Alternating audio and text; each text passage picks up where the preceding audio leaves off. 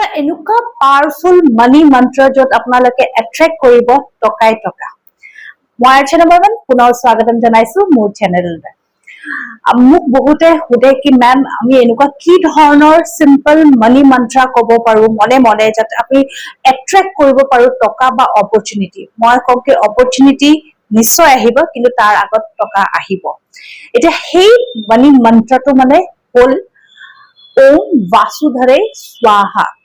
এতিয়া এই মানি মন্ত্ৰটোৰ টেকনিক আছে কিছুমান নীতি নিয়ম আছে আমি কেনেকে কৰিম। প্ৰথম কথাটো হ'ল আপোনালোকে যিকোনো পানী এগিলাছ যদি পানী খাবলৈ লৈছে প্ৰথমে আপোনালোকে সেই মন্ত্ৰটো উচ্চাৰণ কৰিব ওম বাসুধৰে স্বাহা। উচ্চাৰণ কৰাৰ পিছত 11 বাৰ বা 21 বাৰ আপোনালোকে প্ৰত্যেকটা পানী খোৱাৰ আগে সেই পানীত সেই মন্ত্ৰটো ক'ব আৰু তাৰ পিছত সেই পানী গ্লাছ খাব। সেকেন্ড উপায়টো হ'ল কি আপোনালোকে যেতিয়া ৰাতিপুৱা গা ধোৱাৰ টাইমত যেতিয়া ধূপ চাকি যেতিয়া জ্বলাই তেতিয়াহ'লে হাতত 8টা চাউলৰ দানা চাউল ল'ব। লগতে নভঙা চাউল হ'ব লাগিব, গোটা চাউল হ'ব লাগিব। 8টা হাতত ল'ব আৰু ৰাইট হেণ্ডখন ওপৰত এনেকে দিব আৰু সেই মন্ত্ৰটো 108 বাৰ ক'ব লাগিব ওম বাসুধৰে স্বাহা। তাৰপিছত সেই 8টা দানা আপোনালোকে কি কৰিব এটা কণ্টেইনাৰ কৰি ল'ব, সৰু হলে বেছি ভাল, সৰু কণ্টেইনাৰ থৈ দিব। এনেকে কৰি আপোনালোকে 45 ডেজ আপোনালোকে এই নিয়মটো কৰিব লাগিব। যিসকলৰ মহিলাৰ পিৰিয়ডছ হয় আপোনালোকে মন্দিৰত নকৰিব কিন্তু বেলেগ এঠাইত বহি এই কামটো কৰিব।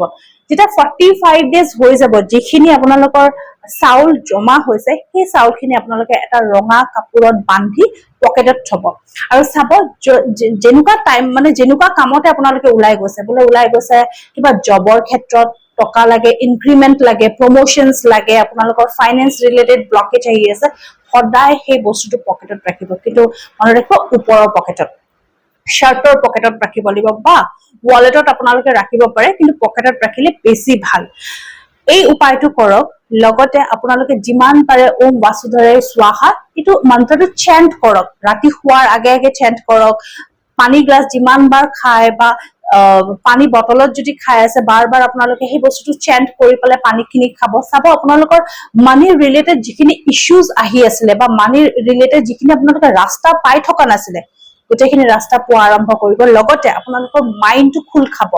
লগতে এনেকুৱা হ'ব আপোনালোকে কিছুমান বস্তু এট্ৰেক্ট কৰি থাকিব পৰা নাছিলে বা কিছুমান কামৰ কাৰণে ফোন আহে কিন্তু ফোনটো অহাৰ পিছতো সেই কামটো হৈ নাহে। তেনেকুৱা ধৰণৰ উপায়ো মানে তেনেকুৱা ধৰণৰ প্ৰব্লেমছো আপোনালোকৰ সলভ হ'ব। আশা কৰো এই উপায়টো আপোনালোকক সহায় কৰিব। মোৰ চেনেলটো সাবস্ক্ৰাইব আৰু কমেন্ট কৰিবলৈ নাপাহৰিব, ফলো কৰি থাকিব। ধন্যবাদ। Like, comment, and subscribe.